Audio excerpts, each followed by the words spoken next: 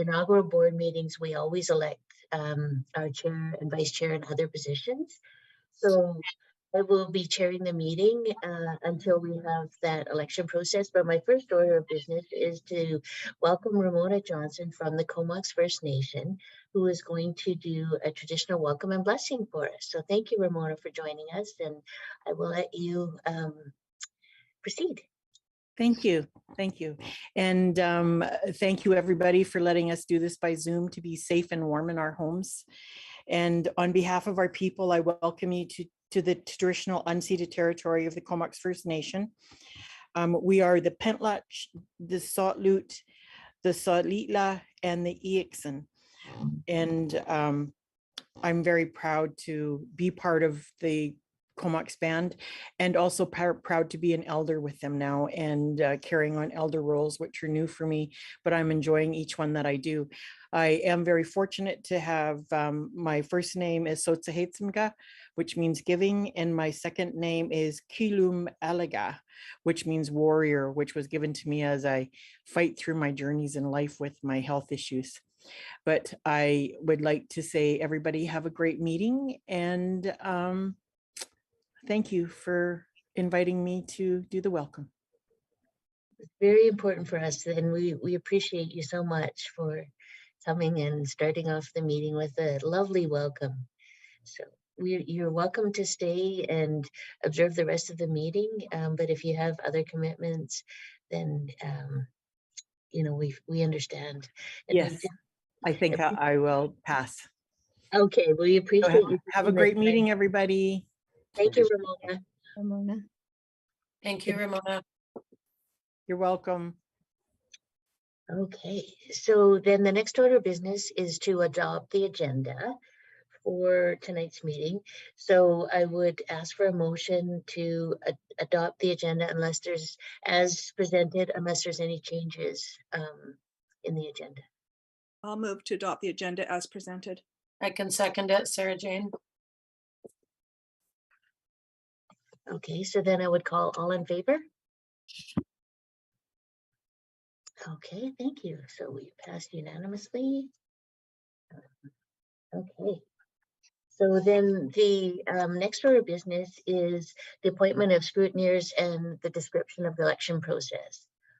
So our first order of business will be to elect a chair of the board. And what I will do is call for nominations 3 times. Then I will confirm that the nominee accepts the nomination. And if there's more than one person nominated, then we would move to an election process. If not, I would declare the candidate acclaimed. And if there is an election process, then in the agenda we had Jeff and John down as scrutineers, but in this situation with Zoom, we have an online election process. So Josh will be a scrutineer along with myself. And then if there's more than one candidate, each candidate would have the opportunity to speak. And then we would do a secret ballot. And Josh, as the scrutineer, would advise me of who the elected candidate is, and then I would declare the results. So that is a description of the election process. So I would call for nominations for the position of chair of the Board of Education for School District 71. Is there any nominations for chair? I see Christy May has her hand up. Yes, I'd like to nominate Trustee Waite to be our chairperson. I'd second that. I'd second that. Yeah. Okay. And then is Trustee Waite, would you accept the nomination? With thanks to my nominator, I accept. Okay, thank you. And is there any other nominations for chair of the board?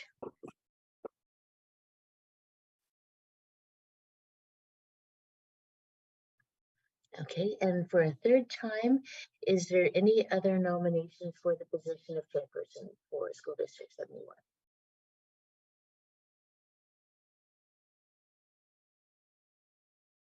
Okay, so not seeing any other nominations, I would declare that trustee Waite is elected chairperson for the Board of Education for SD 71.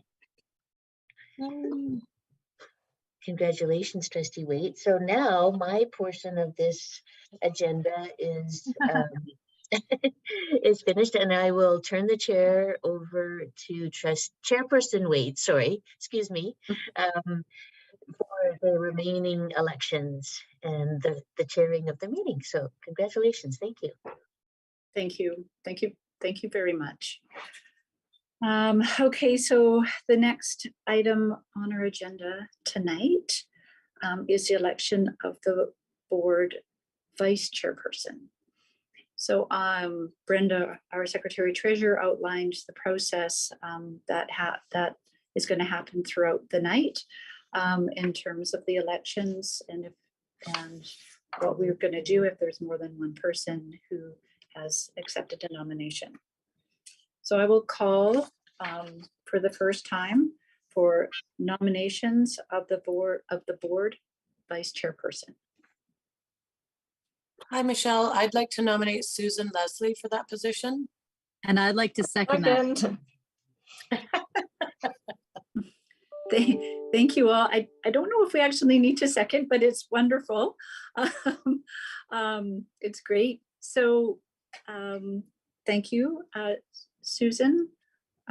Would you accept the nomination for the position of board vice chairperson? I do. Thank you very much. Now I'm going to call for the second time for nominations for the position of board vice chairperson. I see Chelsea has her hand up. Oh, I didn't see that. I'm sorry. Chelsea. No problem. Thank you. Yeah, I would like to nominate Trustee Howe, Sarah Jane, for the position of Vice Chair as well. I second. Thank you very much. And Trustee Howe, will you accept the nomination for the position of Board Vice Chairperson? Sure. Yep. Great, thank you. And for the third and final call, seeking nominations for the position of Board Vice Chairperson.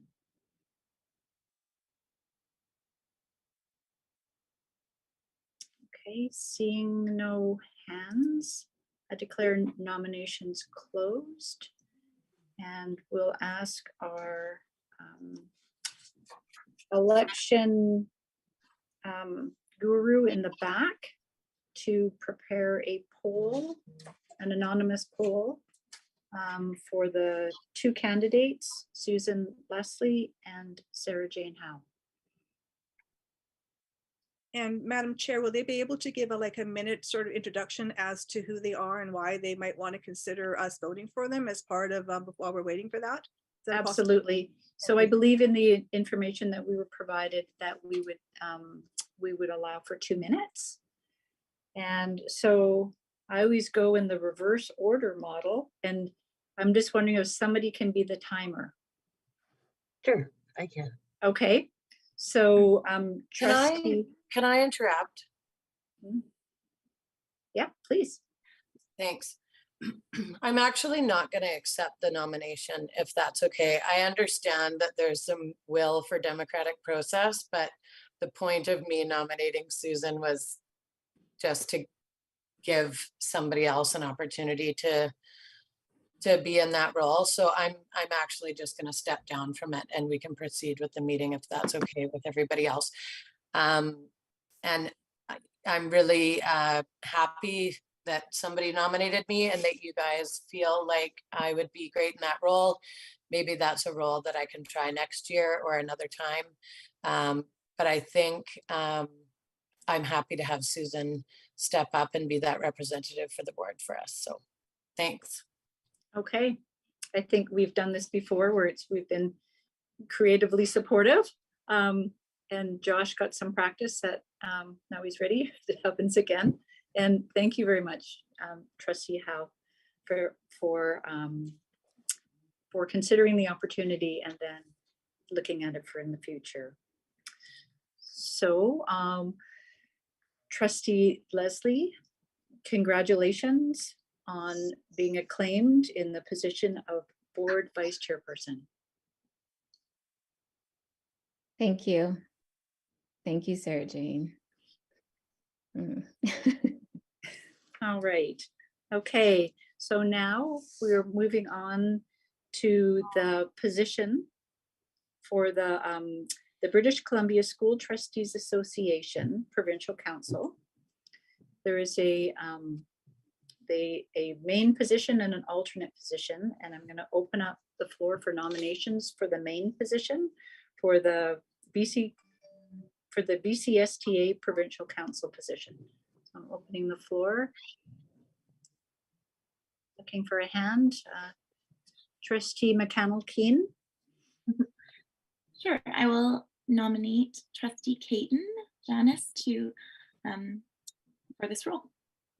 Great, thanks I very second that. much. I don't think we need seconders though, do we? I don't think so. Yeah, it sounds good though. We're going on it. Yeah. Trustee Caton, would you accept the nomination for the BCSTA Provincial Council? I would be honored to represent this amazing board at the provincial level. Thank you. Great, thank you.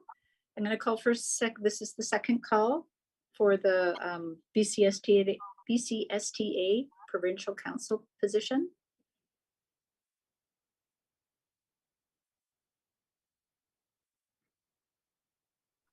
And this is the third and final call for the BCSTA Provincial Council position. Seeing no hands, no further hands, I declare nominations closed, and congratulations, Trustee Caton, on your acclamation on the BCSTA Provincial Council. I'm going to get that by the end of this. Okay. Congratulations. Thank you, and I'm honored. And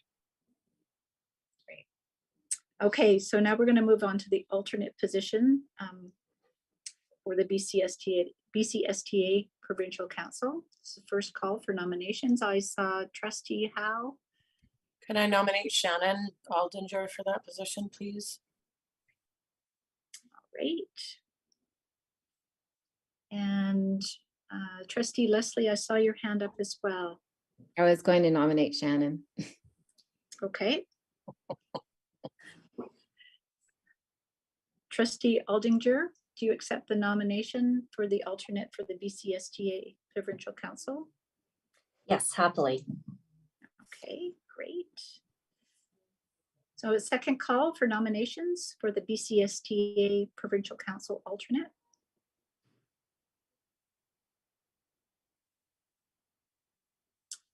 Seeing none, third and final call for the alternate position for the BCSTA Provincial Council. I declare nominations closed, and congratulations, Trustee Aldinger, on the position of alternate for the BCSTA Provincial Council. All right, the last set of elections tonight are for the British Columbia Public School Employers Association, BCPC. We have a main position and an alternate position. So I'm going to open up nominations for the position of BCPC representative. I see Janice has her hand Was up. oh, Janice has her hand up. I thought Trustee Leslie had her hand up, but she was just scratching her head. Trustee Caton. I would like to nominate Trustee Christy May as the BCPC rep, please. Okay, thank you. And Trustee Maysack, do you accept the nomination for the BCPC representative? I do. Thank you very much. Okay, thank you. Second call for nominations for the BCPC rep.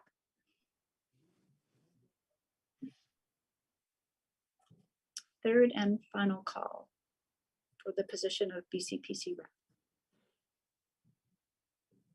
I declare nominations closed, and I declare Trustee Maysack as our BCPC rep thank you very much for stepping up for that role. Lastly, we have the alternate position for the BCPC rep, and I see Trustee Howe has her hand raised. Can I nominate Trustee McConnell-Keen for that role, please? Okay. And Trustee McConnell-Keen, do you accept the nomination for the alternate BCPC rep? Certainly, thank you. All right, thank you. And Trustee Caton, you had your hand raised. Was it for? I was that also going to nomination? nominate Trustee Chelsea McConnell-Keen also. So Okay. thank you, Sarah Jane, for beating me to the punch. Okay, so that was first call. No, that was first call. So second call for the alternate BCPC rep.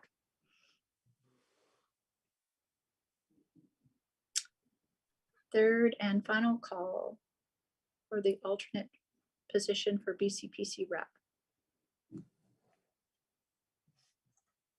Okay, I declare the nominations closed and offer congratulations to Trustee McConnell-Keen on the role of BCPC alternate.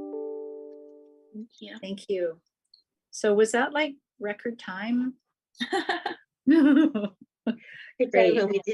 We didn't actually need to use our scrutineer. Okay, well, that's wonderful. All right, so now I would ask that if somebody could please move that the ballots of the November 29th, 2022 elections of the inaugural board meeting be destroyed. Do we have to do that because we don't have any ballots? Is that I don't know, it just felt like it was in here and I just thought I'd say it and we don't need to, but I know we had no ballots. So if the board feels and the secretary treasurer feels like we don't need to do this procedural piece, then I'm happy to move on. Yeah, I don't think we need to move this one. Wonderful. Okay. Alrighty. Sorry, Josh. Alrighty. So we're moving on to number 9 in the agenda. And it's the board meeting minutes. And I'm looking for someone to move that the Board of Education for School District number 71, Comox Valley, adopt the September 27th, 2022 regular public board meeting minutes as presented. And I I'll move that. see Trustee May-Sack moved that and Trustee Caton seconded. Is there any discussion? All those in favor, please show your real hand. Okay, 1, 2, 3, 4. Okay, that's carried. Thank you. And the next item is a record of our office ceremony and celebration, and that's in pages 18 to 21 of the agenda. And just checking to see, this is just for information only, Secretary Treasurer? Okay, Yeah. Great, thank you.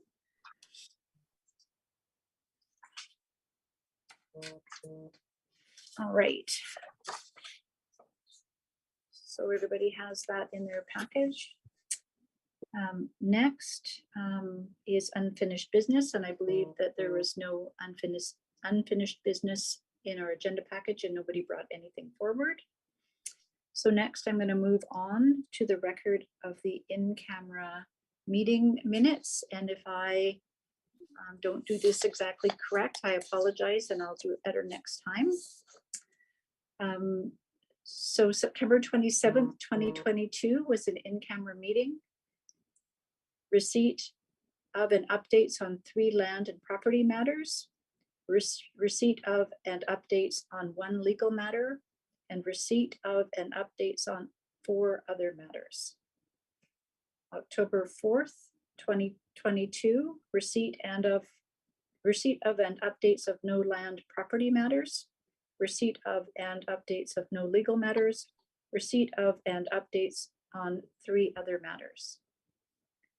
November 16th, 2022, receipt of and updates on no land property matters, receipt of and updates on no legal matters, receipt of and updates on 2 other matters.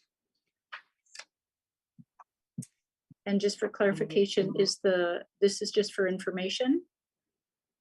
Secretary Treasurer, great, thank you. All right, the next item on the agenda is the board chair report. And just briefly, I'm reflecting on the importance of the next year ahead and the rest of our term. And the work that we're going to do together is standing on the foundation of the past boards of education of School District 71, Comox Valley Schools. And I'm looking forward to working with each of the trustees, the senior leadership team, and our partner groups, with students at the center and the focus of everything we do. And I'll probably have a lengthier report at another time, but we want to make sure that we get through the meeting. I know we've had power outages in the valley, and fingers crossed, we get to the end of everything we need to do tonight. And I'm just incredibly grateful to be working with all of you for the next 4 years. We have no presentations and delegations tonight. And I'm just looking at the assistant superintendent as well. There was no education committee meeting in November. And then moving on in the agenda, if I've got this flowing properly, next is our strategic direction section, and I will turn the meeting over to the superintendent. Thank you, Chair Waite, and congratulations to all the trustees in new roles. We look forward to working with each of you over the next 4 years.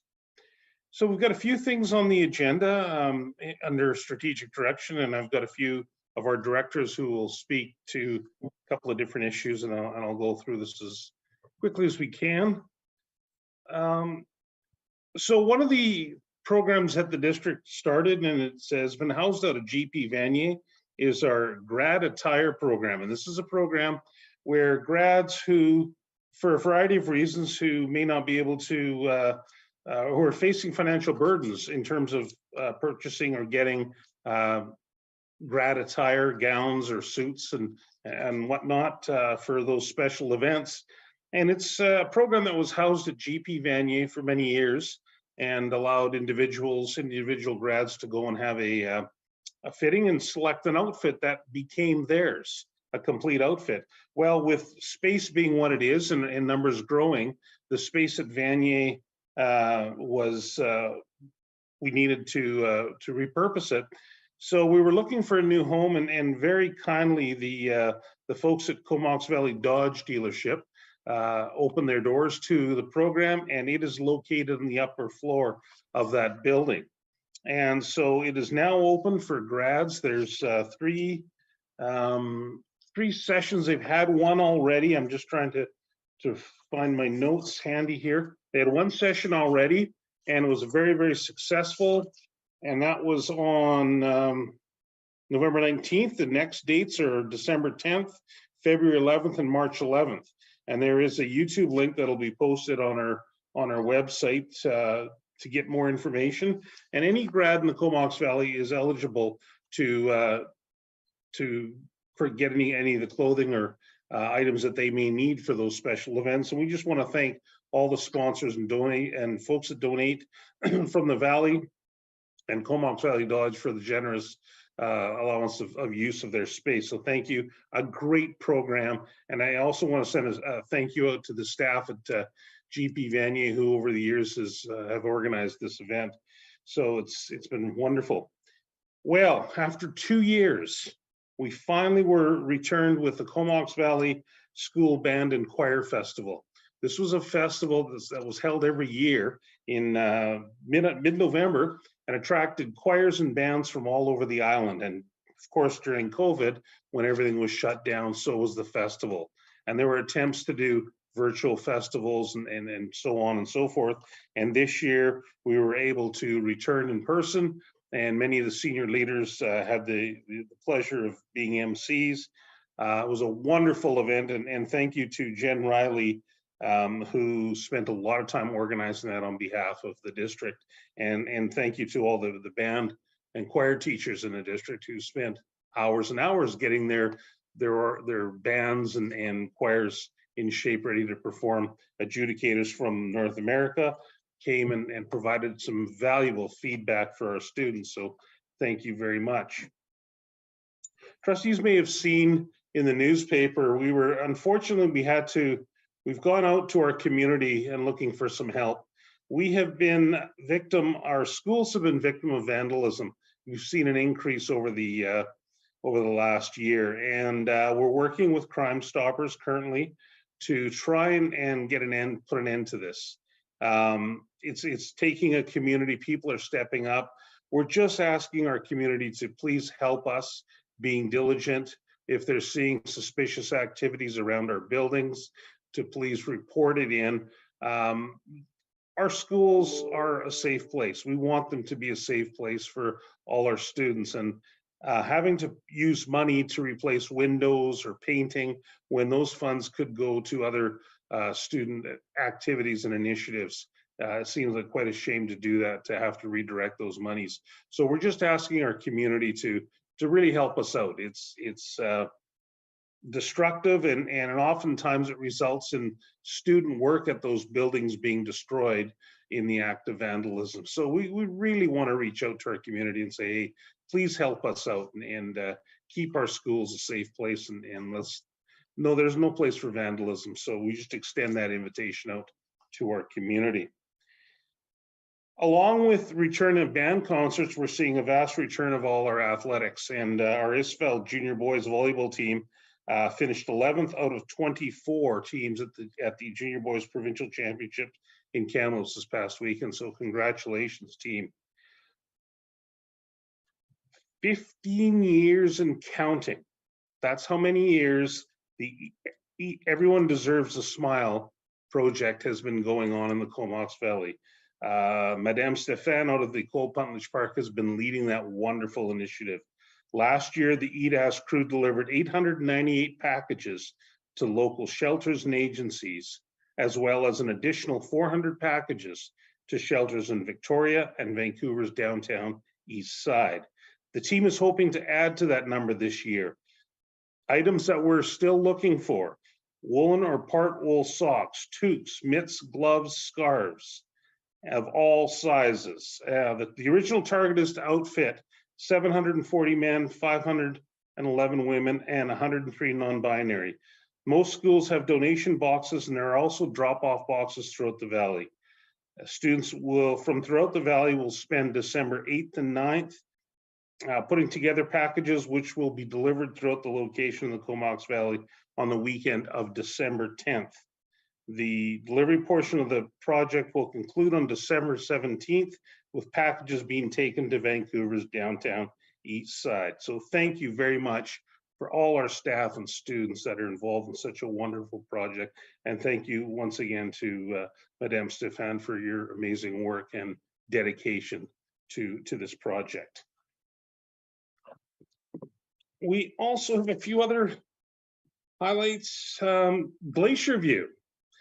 Very, very interesting news coming out of Glacier View. The first time ever, Glacier View is running the first ever yearbook. Students are learning about photography and writing. So these are some new initiatives that we haven't traditionally had at Glacier View.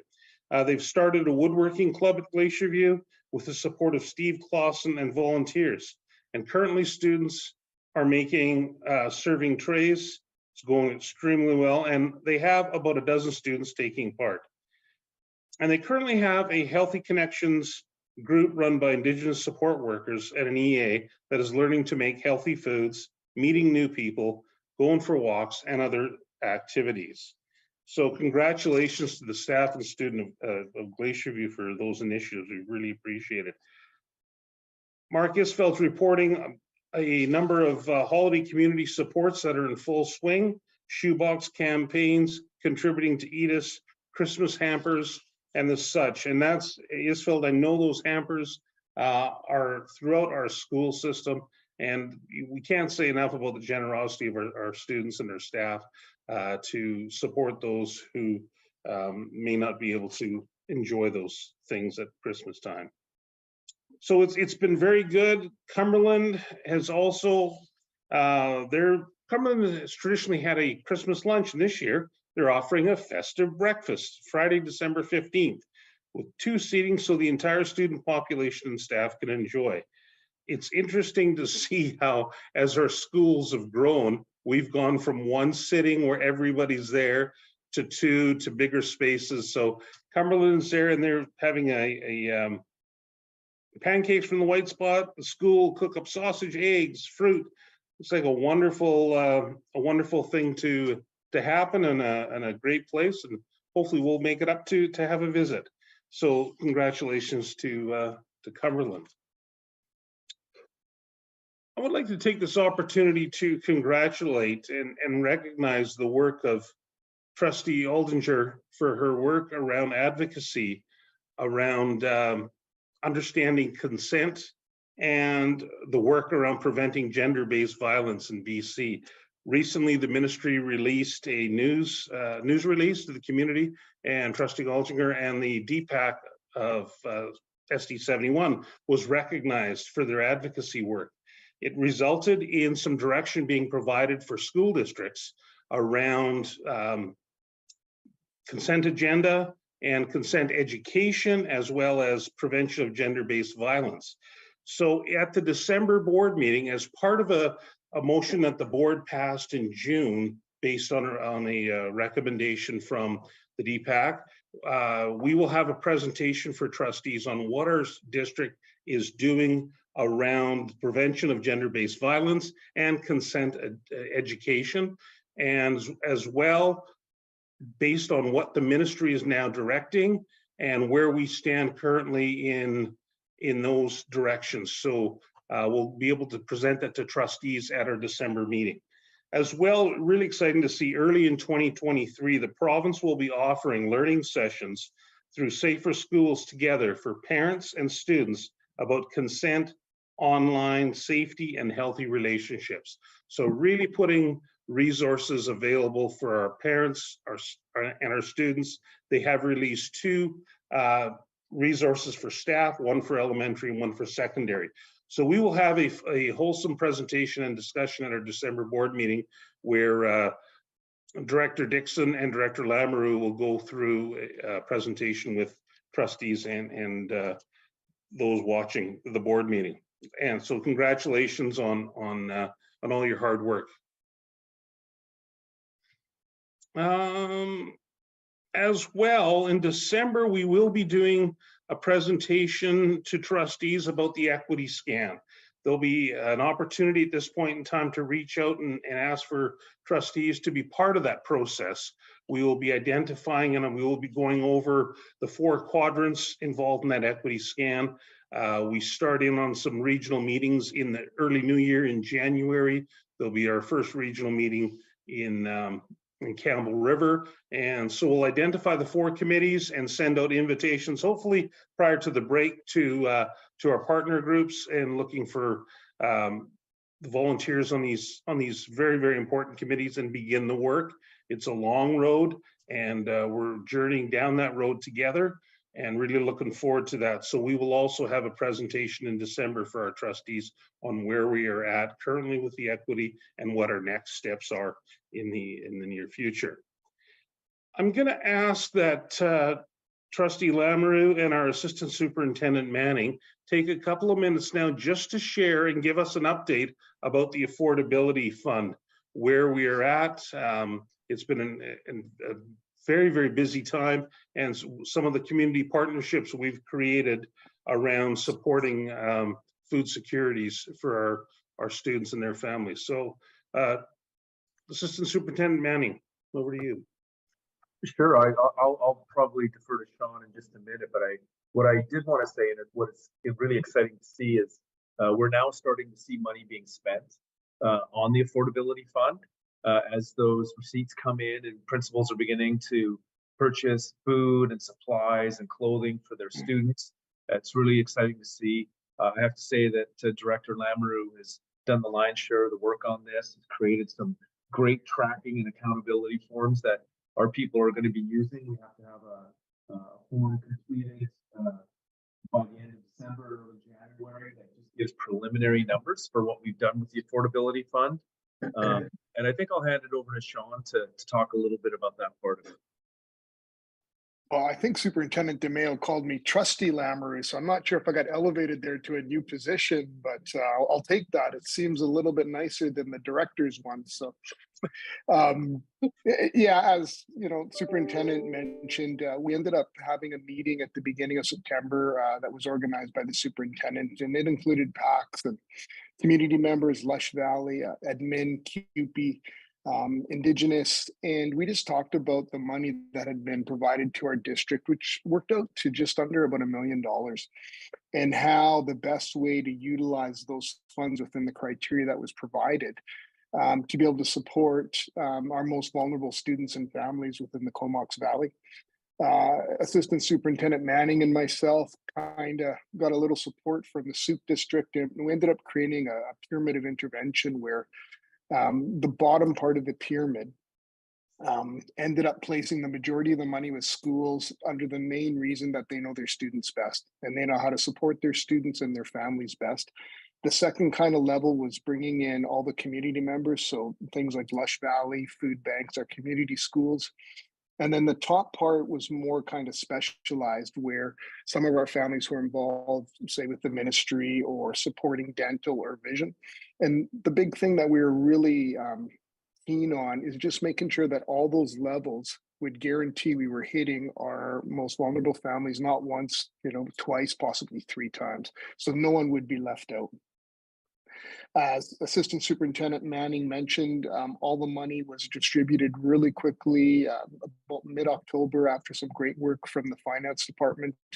And as Assistant Superintendent mentioned, right now we're starting to get our preliminary reports back from schools, and it's neat to see what schools are doing to support their families and their community. Lush Valley has already started providing extra food boxes for families, after schools, weekends, supporting schools. And the neat thing about what's happening as a community is everything we're doing is to augment and increase the amount of families that need support on top of what's currently, happening with community links and all that. And the most common, obviously, thing that, money is being spent on right now is food. Right. And offsetting things like equipment, hampers, clothing, things like that. So we're hoping that we have a preliminary report ready for the ministry as far as more of a district plan, how everything's coming together just after Christmas. And then we'll have to write a really in-depth report with, the work of the ST and Director of Finance, just to break down, where all the money's come from. Surrey has been distributed to. So everything is smoothly running along, and it's getting into the hands of those who need it the most right now. Thank you. So as it's been very busy all around with the affordability fund, but as it was reported, we're seeing it make a difference, and it's being used out in our community. So that's very good to see. The last thing I'm going to ask is I'm going to ask our director, Jay Dixon, to talk a little bit about the Indigenous grad credit and how our district has responded, where we're at for this year, and where we are moving forward. So Director Dixon. Thank you. And welcome all our new trustees and returning trustees. Really pleased to provide a quick update on our new graduation credits. I'm going to do a little background for anyone who might not know at this point. The Ministry of Education, in collaboration with First Nations Education Steering Committee, in the spring announced that the ministry would be implementing a new graduation requirement for students. The requirement is set to take place 2023-2024 2024 school year. And it's to ensure that all secondary students complete an Indigenous focused coursework before they graduate.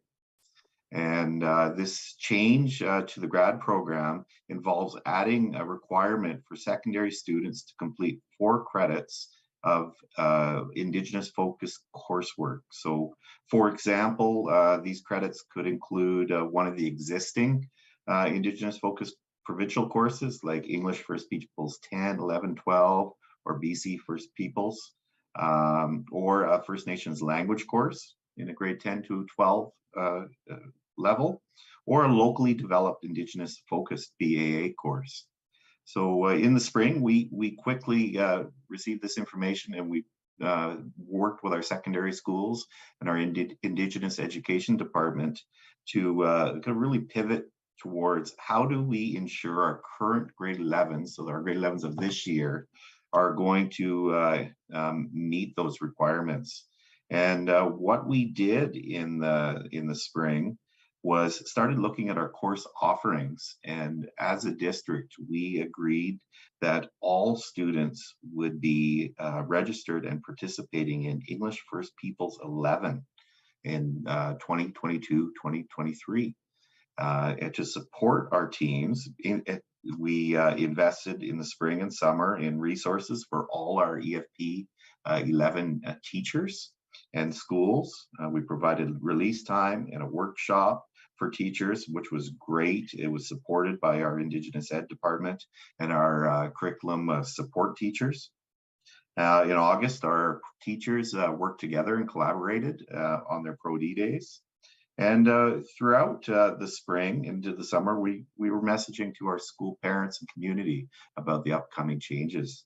Really pleased, happy to say that the courses have been going over very well with our students in our schools. Lots of excitement around the content and where the direction of our Indigenous grad credit moving forward. Positive feedback. An example we have is our English 11 students next week, EFP 11 students at Highland will all be participating at the Big House in a workshop that's connected to their course, led by local knowledge keepers. And it's been organized by Bruce Carlos, our district principal of Indigenous Ed, and also Lelania Jules, our Indigenous Ed curriculum support teacher. So this is our first run at these sessions. And our intent is to have every student in EFP 11 across the district within the school year participate in these sessions if they go over well. So this is a beginning. Our next steps, which we're quite excited about, the ministry has asked us to host a regional workshop in February in the Valley to invite our neighboring districts in and educators around EFP, which is English First Peoples 10 and 12. And it's going to be facilitated by FINESC, likely Joe Crona and some of her colleagues. And that'll be a great way to showcase some of the work that we've begun to do in the Valley. And the next piece is really working with our local communities and with Comox Nation and others to co-develop a future board authorized course that in the years ahead our students can have the option of taking. And that's something that we're excited about. I really look forward to providing some more updates with that. And it's really about co-developing learning opportunities with our local knowledge keepers and nations. So exciting first steps, Superintendent, and I hope for the opportunity to kind of provide more examples as the year moves on. Thank you. Thank you, Director Dixon. And that brings me to the end of my report, Chair Wade.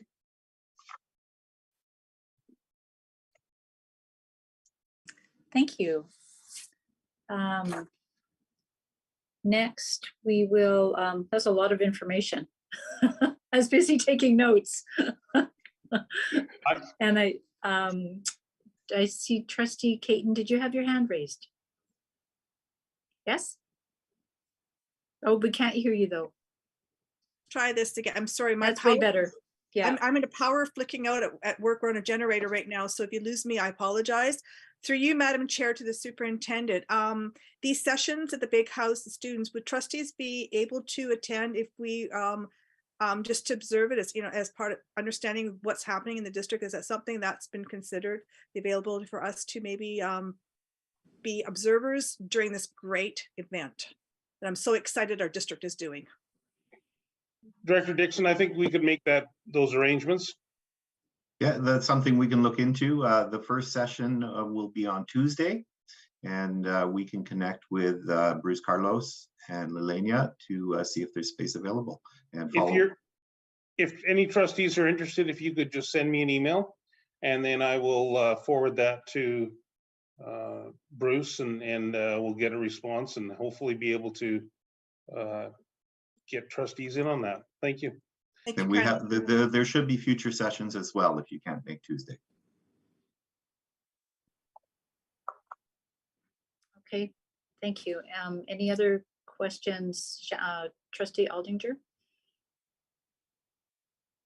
I'm just curious about feedback from principals around the affordability fund and trying to ascertain which of the families are most in need in the schools, and particularly if there's any feedback around differences in pursuing that at the elementary versus the high school level.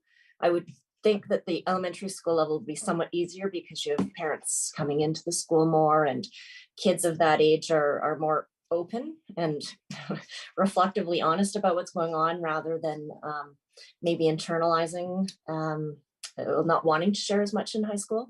So I'm just curious if there's been any kind of extra measures taken at the high school level, or whether that's been necessary. Sure, I'll ask Director Lamoureux to answer that question. It's a great question, Trustee.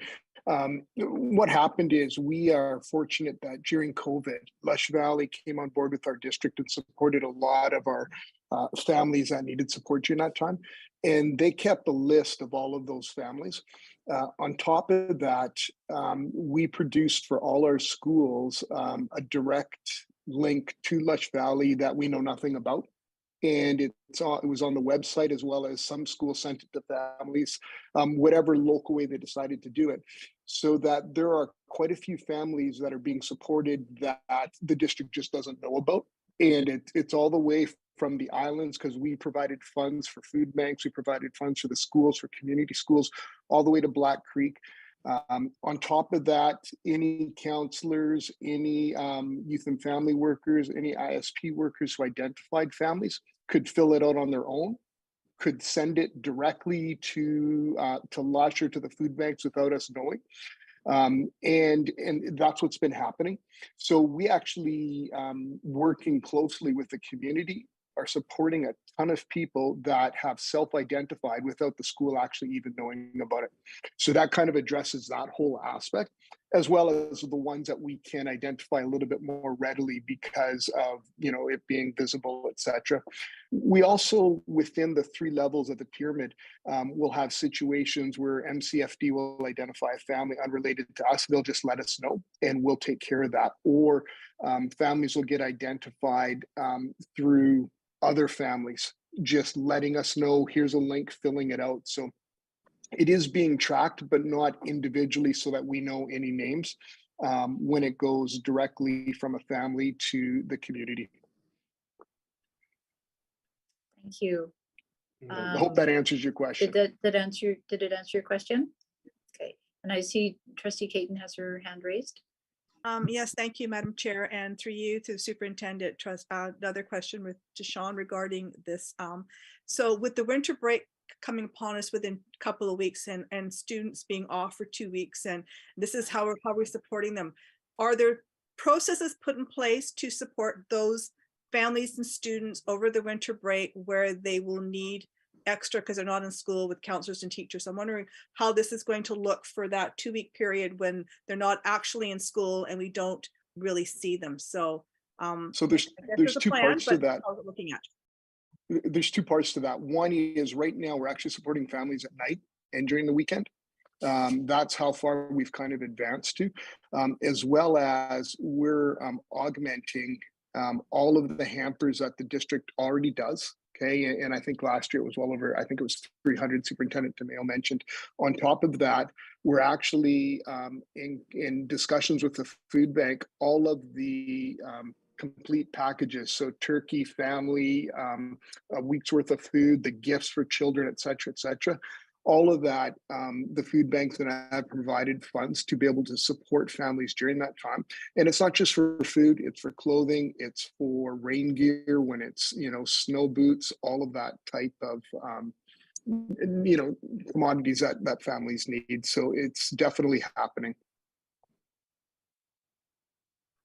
And did that answer your question, Trustee Caton? Yes, it did. It just shows that there are plans in place to support families over that 10 days where they're not in school. I'm looking outside of the weather challenges that we're having, and I speaks to the amazing work that Sean and the community are doing to support our many families that otherwise would go without. So thank you so much. I do a food hamper every year, Christmas hamper every year through my work and through the school board office, and I know the need is getting greater every year. So thank you. I really appreciate the information. Thank you. Thank you. Any questions from, I'm just going to check to see if there's any other trustees that have a question before I go to Trustee Aldinger. No, over to you.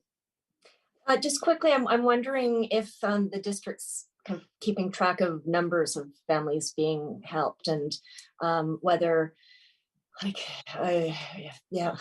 keeping track of the overall numbers, or any sense of kind of if families are one-time only use, or it's frequently the same families. It's a great question. So we actually have a reporting template that we worked on extensively before the ministry let us know what we were supposed to be tracking, because there was some information that we really wanted to know. We wanted to know who we were currently supporting within the district from K to 12.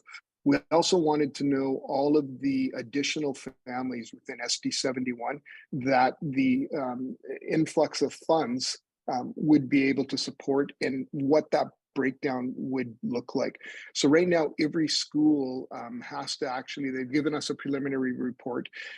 Every food bank that we've provided funds for, every community school, Lush Valley included, has to track the amount of SD 71 families that they were supporting and now the extra that they're supporting.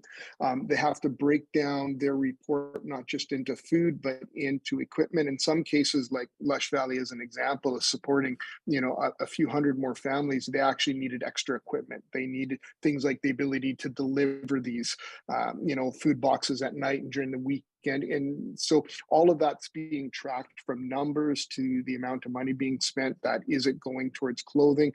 Is it going towards and there's things in there that I haven't touched on because it is so massive, but even getting vision tests, right? Getting dental work done, that for families that haven't been able to do dental work, things like being able to support doctor's appointments. Like there's so many levels that we've peeled down to be able to support families that, sometimes we just take for granted.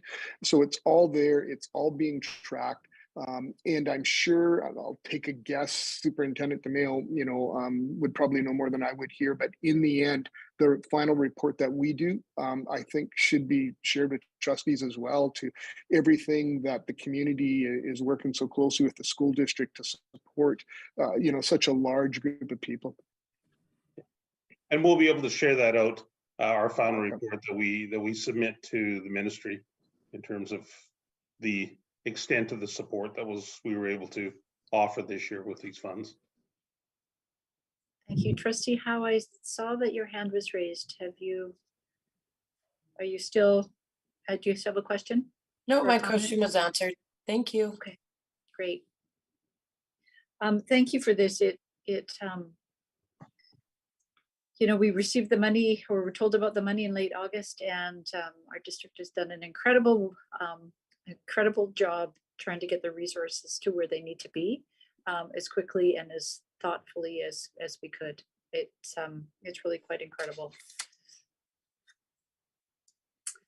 Next on the agenda is there's a section for the assistant superintendent, and so Over to you, Assistant Superintendent Manning.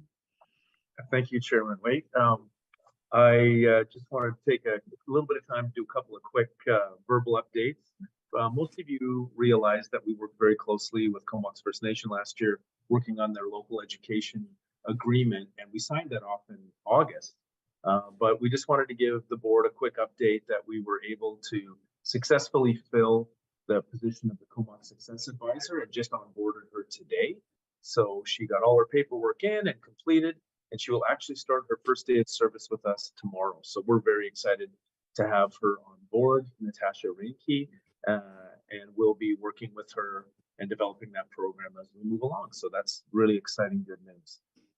The other thing I want to just update you on, one of our biggest challenges in the school district is in keeping up with developing leadership capacity. And so what many school districts have done, us included, is we've created vice principal pools. Some districts have created principal pools, and that's to enable us to be able to interview people who we think will be prospective vice principals and have them in pools so that when we need a vice principal, we can just tap them on the shoulder, say, you've already passed through the interview process, you've been vetted, you've had references checked, and now you're good to go and jump in when we need your services. And just in the past couple of years, we have filled the pool and we have emptied the pool, and we have filled the pool and we have emptied the pool. So we are coming around to a time where we are filling the pool once again. We have interviews planned for next Tuesday with 5 applicants. So we're looking forward to those and hopefully filling that pool again, because it's really a provincial issue right now with school districts dealing with leadership capacity issues. So we're trying to stay on top of that as we continue to grow as a school district. Are there any questions about either of those two topics?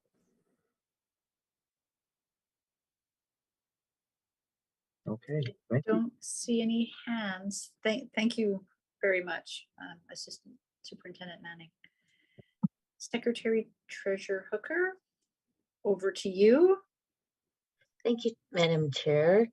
So I just had 2 items that I wanted to bring to the board's attention.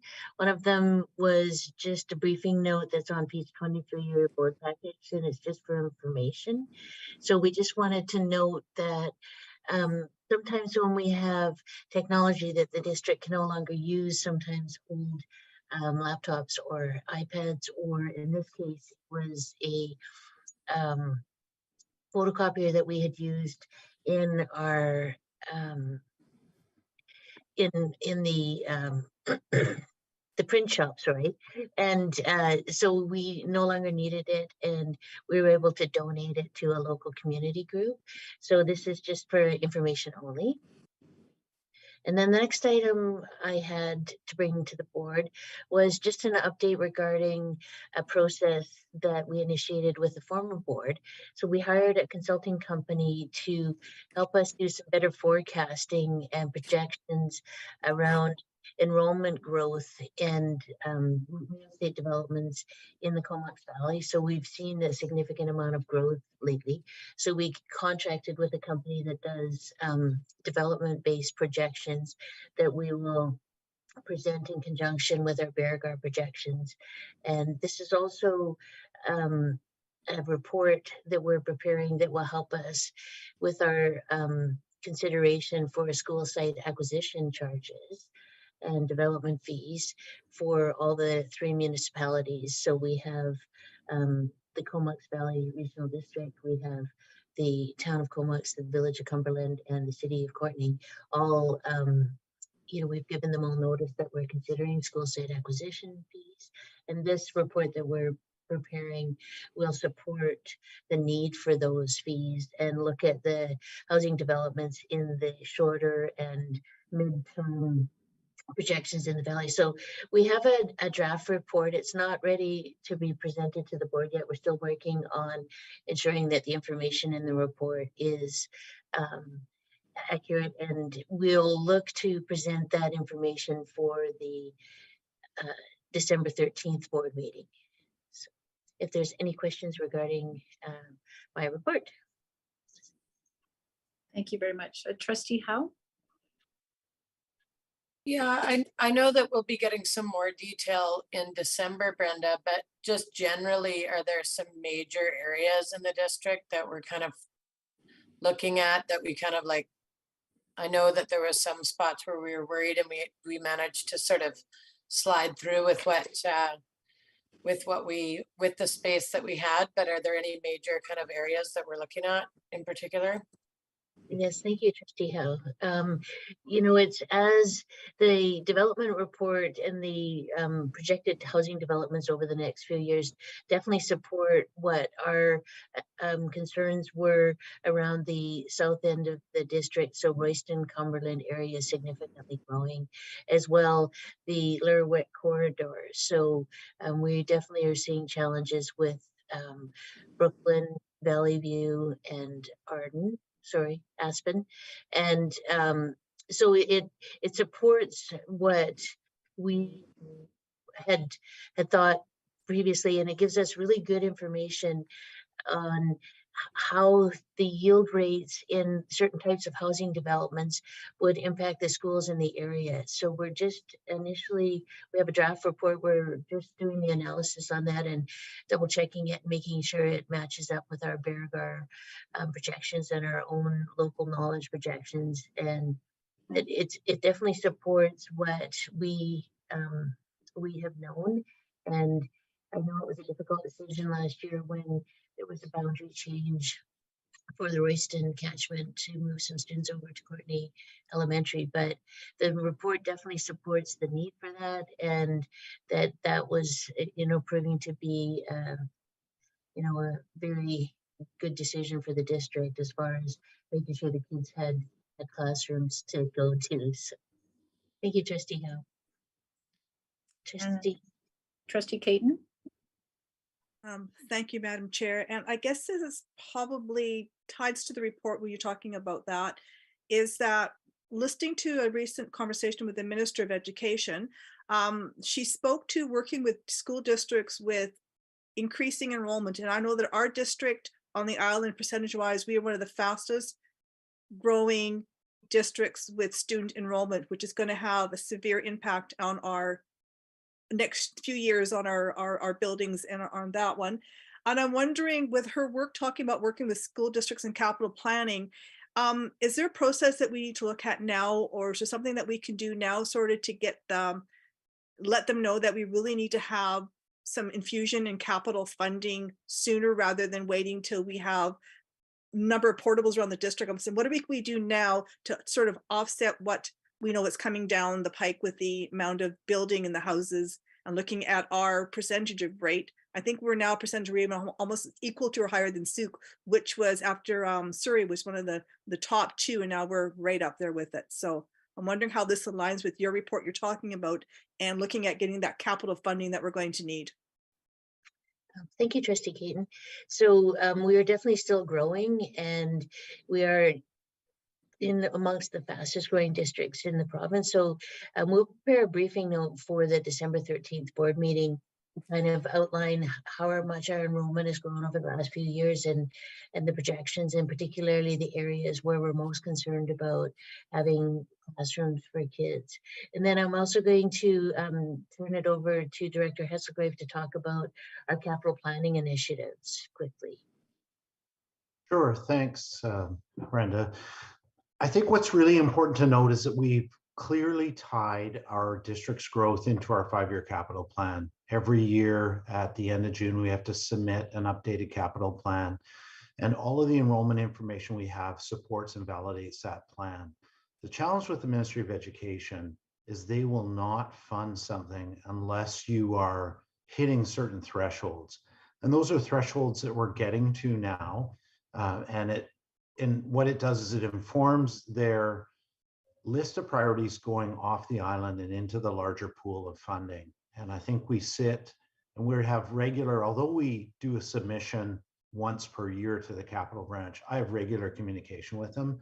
I probably talk to them once a month, and I know they clearly understand what our challenges are, and they're very supportive of where we are. One of the issues we've seen with the ministry is they have been very restricted in their travel.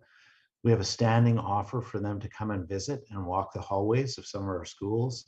I refreshed that offer last week and they said the shackles are off and they'll be able to come visit, and they're going to do that. And I think that's really, really helps when you see the busy classes and busy campuses that we have. So we're definitely tying the pieces together. We're in regular communication with them.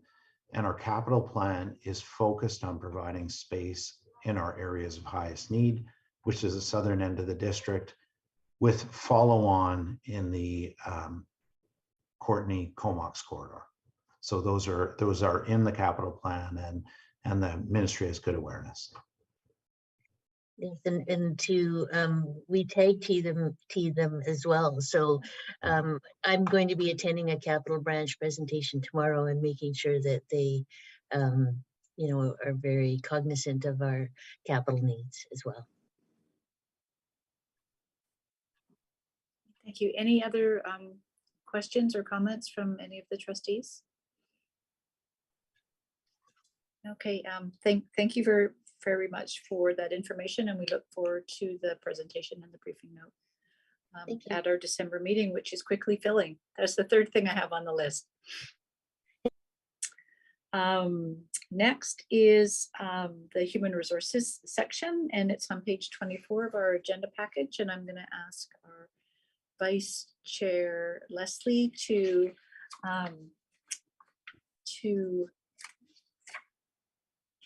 roll call this out for us. Wonderful. Thank you, Chairperson Waite. Retirements, Amy Whitley, Strong Start program worker at Brooklyn Elementary, retiring effective December 31st, 2022, after 3 years of service. Second is Shelley Edwards, deliveries, custodian, maintenance office, retiring effective January 27th, 2022, after 34 years of service. Then there's Brad Fraser, teacher, Huban Park Elementary, retiring effective November 30th, 2022, after 36 years of service. And lastly, Nora Harwin, teacher, Royston Elementary, retiring effective October 31st, 2022, after 33 years of service. It's amazing. And I did the math because I had to, because it was easier this time. So 106 years of service, retiring from our district. Wonderful. Congratulations and thanks to each of them for the work that they did supporting our students in our district. So we are moving on to board standing committee reports, and we have none for this meeting. And next we're going to be moving to board correspondence, and you will see in your package pages 25 to 29. There's a series of documents, and I'm wondering, Trustee Caton, if you'd like to highlight our motion that you've put forward on our behalf to the BCSDA. Thank you, Chair Waite, and I'm also going to rely on our Secretary Treasurer, the amazing Brenda Hooker, to also assist me in this, especially explaining to the newer trustees on the board, because this actually was done prior to them joining us. And Brenda, can you do the history of why our district is bringing forth this motion, and understanding that while it looks like on paper with the ministry announcing a lot of the capital projects, it really doesn't meet the needs of our district in maintaining it in our plans, and maybe through you and Ian, Director Husselgrave, you can just sort of give them an overview of why this motion is there so they understand the background of it before we actually vote on the motion. Thank you, Trustee Caton.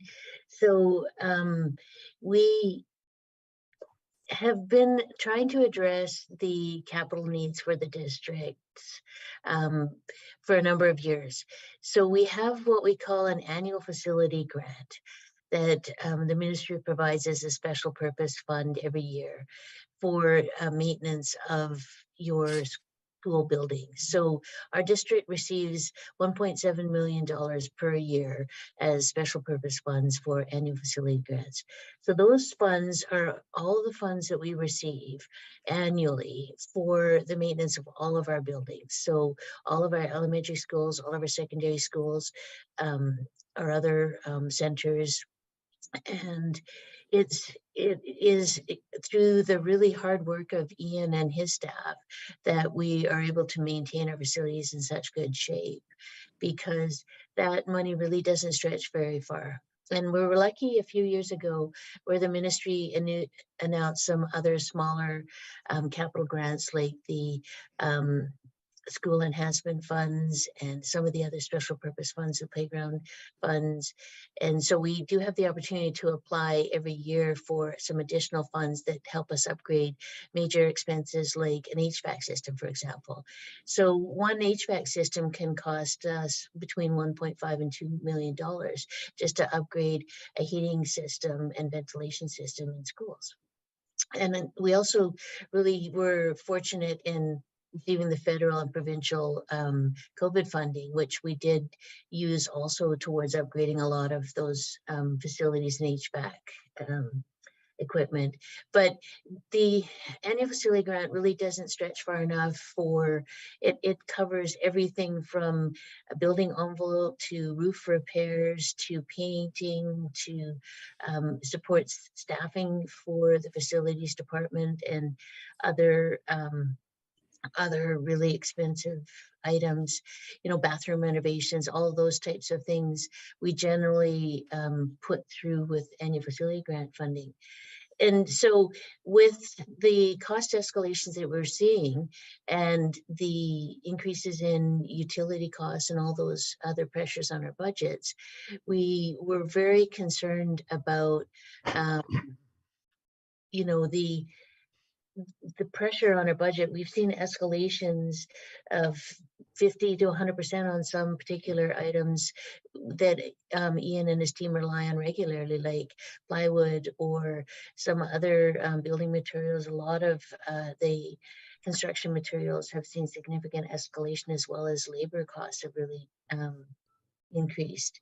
So we prepared this briefing note in conjunction with Trustee Caton to request that it be an emergent motion for consideration at this weekend's provincial council, and that the Student and Family Affordability Fund helps address cost pressure and inflation costs on families, but districts are really experiencing a lot of cost pressure on transportation, on their maintenance departments, and on the utility costs. That's where we're seeing the biggest impact from the current escalation. So we were asking the ministry to consider perhaps doing some additional funding to districts to help provide some cost pressure relief in those areas. So that's kind of what went into preparing this briefing note, and I'll turn it over to Director Hesselgrave if he has anything additional to add.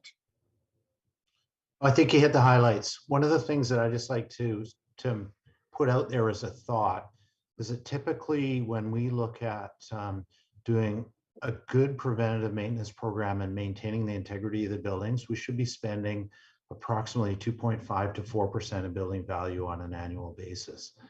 If you start thinking about Vanier being a $33 million building in 2018 and New Lake Trail at 27, our book value of our buildings is well over $100 million. So that would put annual facility grants somewhere, should be probably $4 million, and we get in and around 1.7. So we're always making tough choices around what we're going to do inside a building. And this is the other challenge with the other item we touched on earlier this evening, the vandalism that we've been seeing. That when windows get broken, when we have to paint unexpectedly, that puts pressure on other projects that we may have to put on hold or put aside because funds have to be diverted to those type of emergent things. So we prepared the briefing note, and there was a with the former board, I believe we don't need to go to a motion, trustee Caton, because we already had submitted, we received approval from the former board to submit the motion to provincial council. So I believe that's already happened. Is that correct? We didn't actually have it on a board meeting. We did it up by consensus. So we actually need to have a motion on the board table supporting the motion as presented to going to PC. It's just a very formality because I went through all the processes and I goofed and I forgot that one little piece and it actually has to come before. That's why it's on our agenda. Okay, sorry. My apologies on that. I missed it. It was just work and other stuff came along and transfer from old board to new board and I missed it. So yes. So is it, so just for clarification, trustee Caton, is it on page 28 of our board package? Is it the section that reads that BCSTA lobby the Ministry of Education and Childcare for emergency funding to address inflationary costs at the district level, and at minimum, the funding should be equal to amounts provided through districts for families? Is that the motion? That's correct, Chair White. Because what happened was that motion that we had went to the legislative committee and it's been changed to read this. And now it's not just coming from our board, it's also coming from Standish, so we're co-sponsoring it. So because the motion has changed from our original wording to read this one here, it's just a formality that the board supports the motion going to provincial council that I will be speaking to on that one there. So yes, you are correct. So it's, I'm just Okay, gonna so make. would you like to move the motion? Yes, I will. So I can second the motion. Yeah, Yes, and sir. just a little history on that one there. This is nothing new. I've been a trustee for 17 years, and of the 17 years, annual facilities grants have definitely not caught up. I believe through the Secretary Treasurer and Dr. Husselgrave, there was a period of time that the grants were actually frozen and we had no increasing funding. And schools, and when you look at maintenance and upkeep, and we just had a conversation about how another $500,000 is coming out of our operational to go to the busing cost. This is not an isolated event. This is an ongoing event, and BCSD has been advocating for the ministry for a number of years. And with the government recently announcing the other day of a horrendous surplus, I think now is the time to ask them to support public education, ensure that all our schools are safe facilities for our students and our staff. We identified through COVID that, we needed more filtration and other things on that one there. So I think it's really important that we support the work of our maintenance staff. They do amazing work with minimal budget. So hats off to you and your crew, because the work that you guys do for keep our schools safe for our students and staff is amazing with the limited funds that you guys have. So yes. Thank you, trustee Caton. Trustee Howe. And just to add to that, I just wanted to thank Director Husselgrave for using some specific examples that are current of things going on in our district, just so that everybody here kind of has a little bit of a bird's eye view of what's going on, because some of us have been in facilities meetings for a few years and some of us aren't sure about some of the more recent things that have been happening. So I appreciate that, and thanks so much to the Secretary Treasurer. Thank you. Seeing no further hands raised for questions or comments, all those in favor of the motion, that you all have it on page 28 of your package. All right. Down, anyone opposed? That's carried. Thank you. Thank you. If you guys come down and meet me at 8 o'clock in the morning, you can see us presenting the motion. All right. So board correspondence. I don't believe we have any board correspondence in our package. So next, we would move on to the public question period. And there is one question that's come in tonight, Madam Chair, from the District DPAC Committee. Respectfully through you, Madam Chair, a question for Superintendent DeMeo. Previously, partner groups have been represented through the interview process. Will CDTA, DPAC, and CUPE be a part of the interviews for the vice principal hirings that were referred to earlier? Superintendent, would you, I'm guessing this question stems from the report from the Yeah. Assistant Superintendent. Yeah, the process for the vice principal pool was changed about 3 years ago, where we limit the interviewers for the VP pool. Our partner groups are invited for principals, the principal pool and up, but for the VP pool, probably going back to 2016, I think is when the first change was made. Even prior to that, I believe. Mr. Manning, do you recall when we first made that change was made? No, I think you're right. I think it was right around that time. Yeah, when the VP pool was first introduced, so that has switched.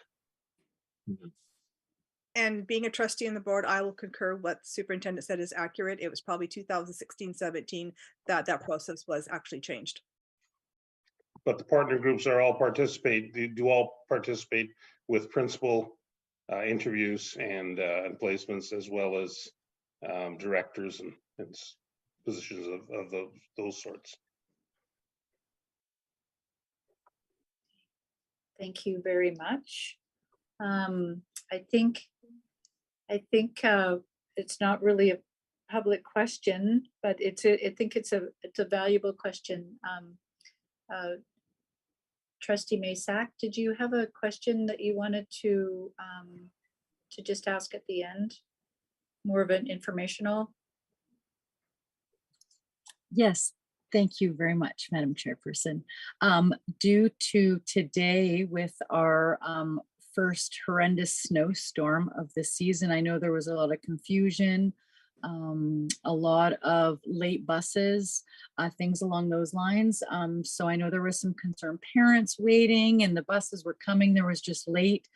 So I just wanted to mention that to the group, and that maybe that's something that I'd like to review, is looking at, you know, our protocols in these situations and the communications between our busing providers, our school district and the parents, and you know how that's currently going, and how we can possibly improve it. Yeah, can I? So, yeah, absolutely, through the superintendent. Sure. Thank you very much. So today was an interesting day. There was a report that one of our buses had crashed, which was not true. There was an incident where a bus had crashed, or I don't even want to use the word crash, maybe had a little accident. It was District 72 north of us. So there's lots of confusion around when people hear on the radio, because our radio station covers 2 different districts. Oftentimes individuals don't get the full scope, and then we're questioned about those things. So there's lots of misinformation, and I think one of the things we've learned over time is that misinformation is shared, and then it becomes something a bit bigger.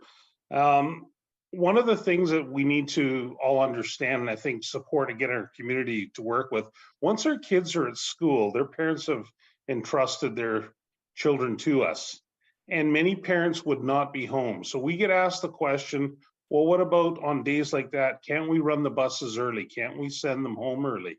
The problem is there's no guarantee that somebody will be there for those little ones to either pick them up at the bus stop or have them at home, because in many cases parents are working and they've got arrangements. So it's a really difficult one for us to call it, you know, let's say noon and say we're sending everybody home now because of the situation. So once they arrive in our care, then it's a matter of our busing company taking the responsibility to get our students home in the quickest time that they can at the end of the day, knowing full well that they can only deliver our students and transport our students as best as the conditions allow. So oftentimes our buses are caught behind traffic, and many of you are on the roads today seeing vehicles unfortunately all over, and buses are behind them. So they do our best. Director Hesselgrave, can you tell us a little bit about how our bus company communicates with Sure, I have a couple of things that will help. It is almost impossible for us to communicate in real time to the parents. Through our registration process, we have email addresses And you can imagine taking a bus route with all those different families and if it's say running 15 or 20 minutes behind, converting it into a group email or something. Typically in those moments, it is essentially impossible to get timely communication. And frankly, lots of folks don't check their email. What we are bringing in, and it's the age-old problem for us, how do we provide timely feedback? Is we're actually implementing a system called First View. And First View will be an app that will be available to parents, and it will be live tracking of the bus. So you'll be able to have the First View app on your phone, and your route 802 for your child, and you can see where the bus is and when it will be at your stop. So that is really the game changer for us. And again, it's not something that will be an entire fail-safe communication system, because parents will have to have a smartphone, they'll have to have the app, and they'll have to elect to use it. But that, we think, will provide some certain real-time tracking. And I've been pressing with First Student probably for the last 18 months to devise a system, kind of a Connect Rocket sort of emergency communications by cell phone, which we do use in district. I certainly use it with the maintenance staff to give them a real-time update on an emergency. Exceptionally difficult for parents, because we often don't have the rights to that cell phone data, nor do we have them grouped, and there's all kinds of challenges. But I think this First View app will be a really good means for us to provide some real-time information to parents, and we anticipate that rolling out in the new year, probably a staggered enrollment through the remainder of this school year, and then we should be really good in the next school year. Does that help, Trustee May? It definitely does, because I think that enables our parents to take control of researching that themselves, as opposed to us having to send out emails to everybody. They can just look on their own app, hopefully download it, and they can see that the bus is maybe still at the school, so they understand that they're late. That's a fantastic solution, and I'm super excited for that to launch for all of our parents in the community. Perfect. The issue of early dismissal comes up every year, and it's a difficult one. We understand fully, but we also know that many of our parents would not be home when those children arrive early. So we have to take care of that. And I see Trustee McConnell-Keene has her hand raised. Thank you, Chairperson Waite. I appreciate hearing that. I think that sounds like a wonderful plan, and I'm glad to hear the brainstorming has been a long process. Making the decision to close or to not close the schools in our district is not one that I'm sure comes easily, and not one that anybody would have to want to make. One thing from what I've heard around the community and what I would love to see us consider and brainstorm a little more is how we can see that partnership happen with the ferries for our secondary students, for sure, on both Hornby and Denman Islands. I know that there was some hardship today in that regard, and some really wonderful buddy systems. I've seen families partnering and making sure those secondary students had places to stay tonight.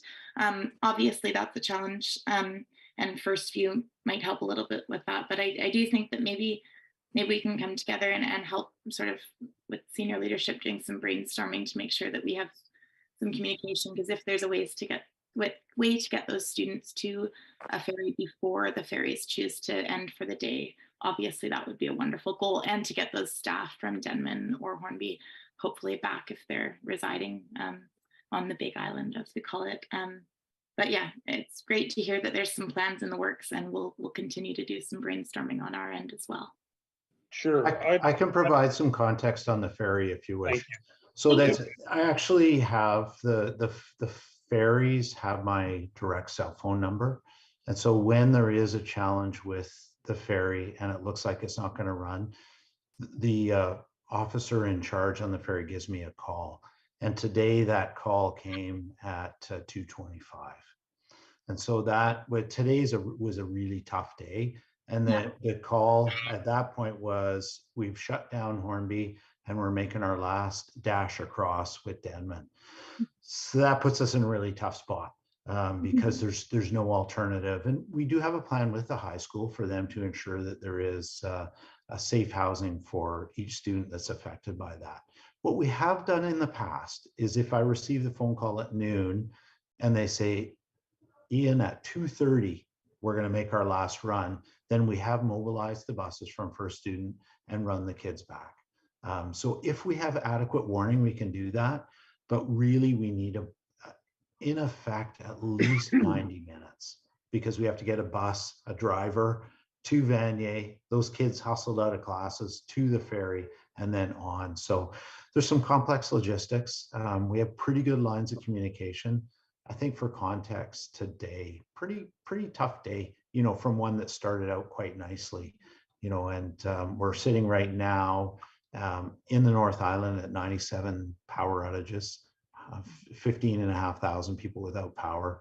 Our schools, Sandwick Maintenance, Hornby, Denman, Huban Airport, and Miracle Beach all went without power at some point in the last 4 hours. Huban and Airport are restored. The others are not. And of course, there's been all the other associated little bits and pieces. And just for the new trustees, myself and my team will be out driving somewhere between 4:30 and 5:45 tomorrow morning, the roads of the district, ensuring that they're safe to travel. And days like this are tough in a big district because we'll have varying conditions for sure. Thank you for sharing that, Director Hesselgrave. I appreciate it, and I think anybody listening in would appreciate that too. And Sure. it was a hard day regardless. We may not have had any accidents. I agree. That was, I'm happy that you shared that, but we certainly had some slidey vehicles, which is hard to Absolutely. avoid, and Yep. got through it fairly unscathed. Yes. Yeah, no, there was it was a really tough day for the bus drivers today. And I probably spoke with the manager and dispatch there. I think we were up to 18 times at, you know, up until about 6 o'clock today. Okay, thank you. Trustee Howe. Through the chair, Director Hesselgrave, could you quickly just speak to how you guys end up closing schools on snow days and stuff like that? I Sure. actually just got an inquiry on my messengers that we must have more lots of watchers tonight. If you could just Sure. describe So that process. it is it's a disciplined, methodical process because it's a big decision that, you know, affects a lot of families. So there's a couple of factors that go into it. So I will go out with 3 other members of the operations team, and we've divided the district up into zones, and we each have an assigned area, and we review that area. And there was a video that was put together a couple of years ago that went around with Dan, the ops manager, and I was up north and he happened to be in Courtenay. And what we each do is take a look at our particular zone, and it's everything from walking up to the school to see what the entranceways are like, but mostly the roads, main roads and side roads, to see that they're passable. And it becomes very much a judgment decision.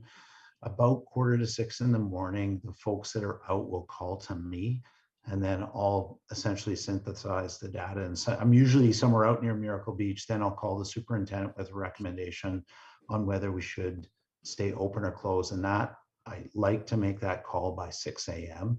because we want to give the families as much notice as possible, plus stop buses from pulling out of the yard because they pull out really early, like certainly probably by 6:15 we have buses moving. So I want to be calling by 6 o'clock. So, and then once that decision is made, the superintendent has affirmed the decision, then we contact our local media.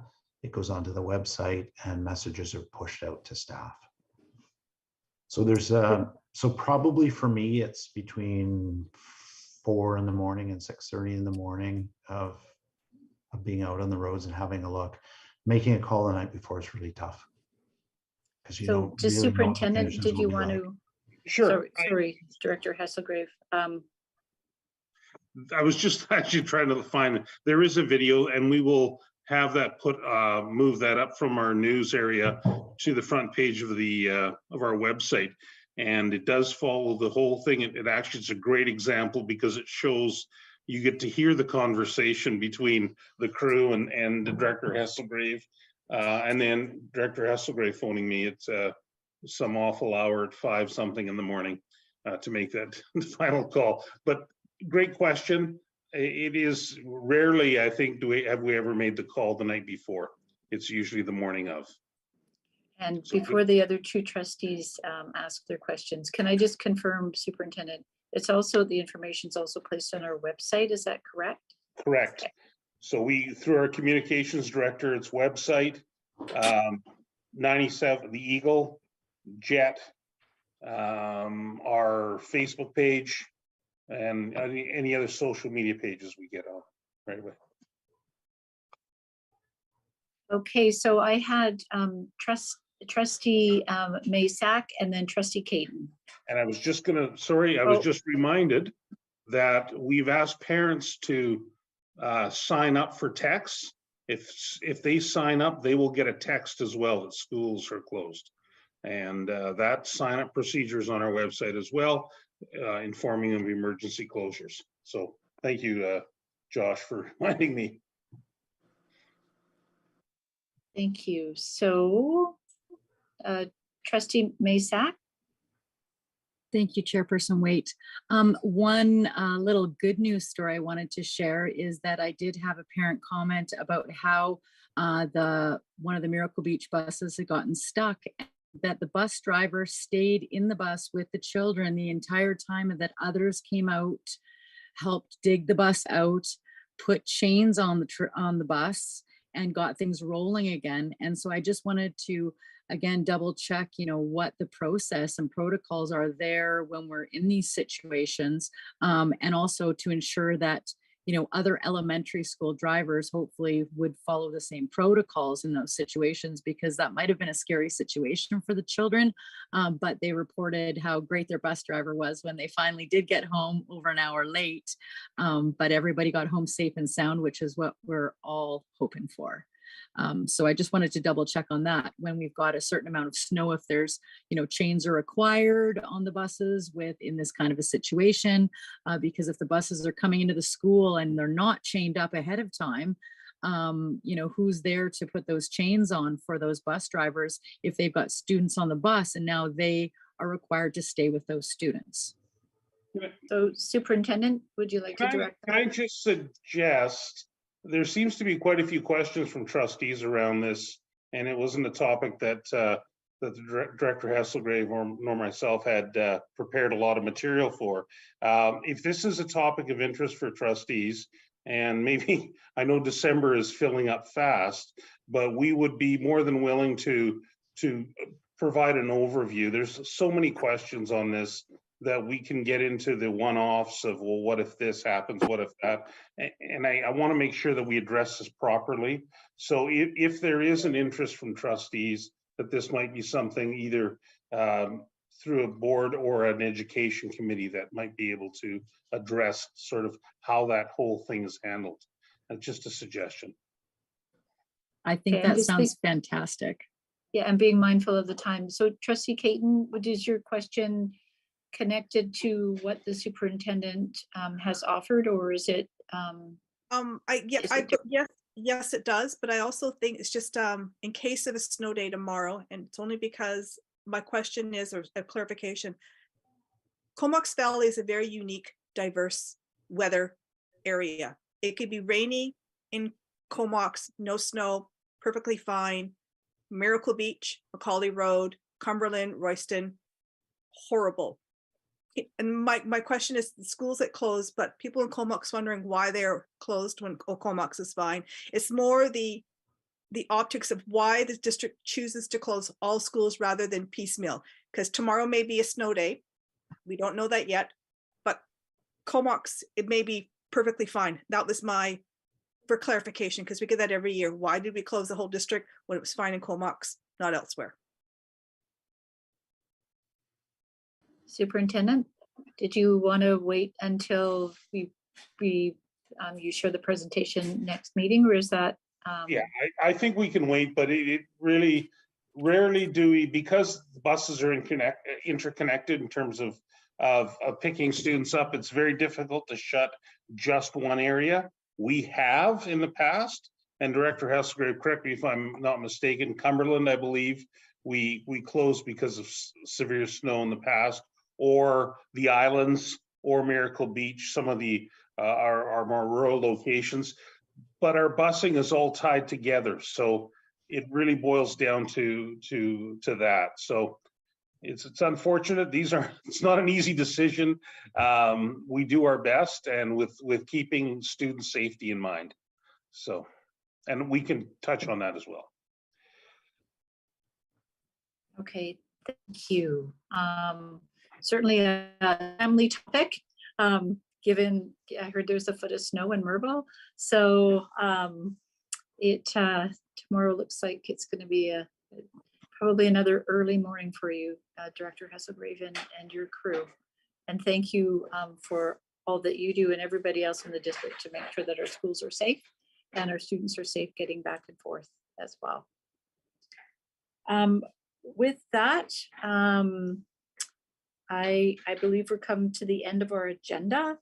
And before we adjourn, I would like to thank everybody that attended the meeting tonight virtually, and everybody who may watch this meeting at a later date and actually watches to the very end. Thank you all very much. And I'm looking at the superintendent to see if there's anything else that that he may like to add before we adjourn. No, I think we're good. No? Okay. So would entertain a motion to adjourn. Motion to adjourn. Okay, Trustee Caton and Trustee Howe. And then thank you very much. All those in favor? Down? Opposed? We are adjourned.